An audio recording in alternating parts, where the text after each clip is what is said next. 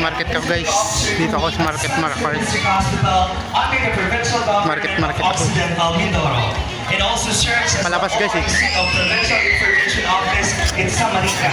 She is also a member of the Board of Directors of the Philippine Red Cross.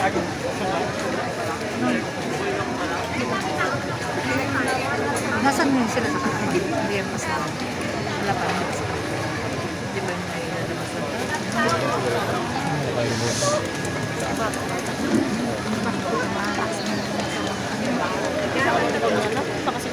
Hindi pa ba siya? Hindi niya Ginaya. Kasi pag umuhaan siya ng sakit na yung batok. Yan ko talaga, konting ano lang. May tinatapos na yung ito. Hindi ko kasi.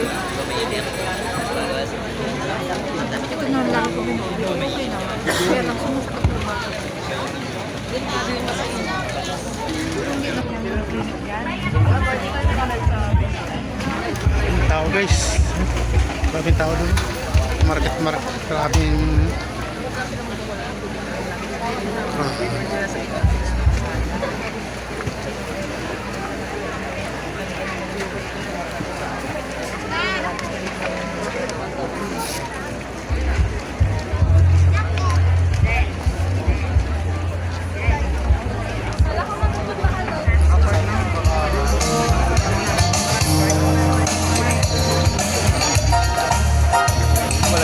wala yung mic.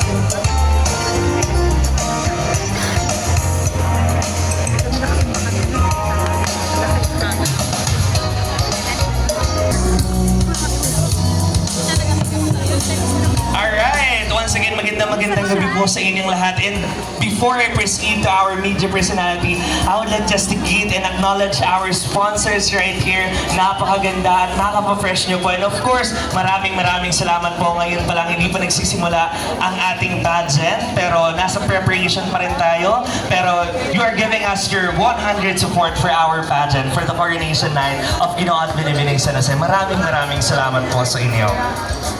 And of course, to proceed with the next media personality, he is a respected voice in both media and academia. A multi-awarded broadcaster, professor, and content producer. He finished his degree in communication at Far Eastern University and earned his master's degree in communication arts from the Philippine Women's University.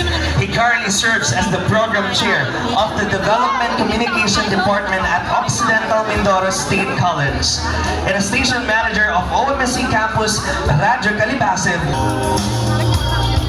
Thank you, sir. And according to our next media personality, according to her, she is a senior by looks, but definitely young at heart. She is not just a mother and a grandmother, but also a fierce and trailblazing woman in the world of media. She is the founder, owner, and publisher of Mindoro Guardian, a proud province-wide newspaper that has been in circulation since 1985. A proud and active member of the Occidental Mindoro Print and Broadcast Media Association. She has dedicated decades to truly journalism and fearless reporting. And now, let's light up the stage as we welcome Maria Edna Cruz.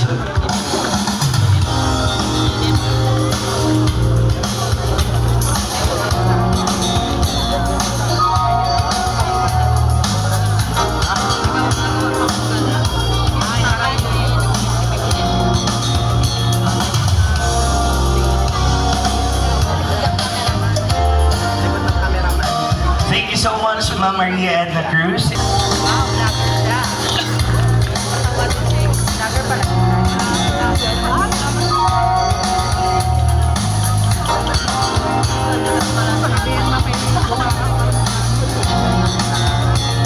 Thank you so much po.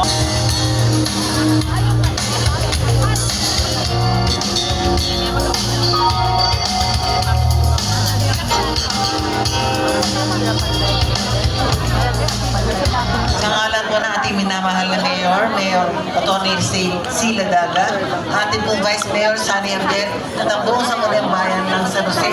Binabati ko po kayo ng isang maligayang Pasko na muling pagkabuhay.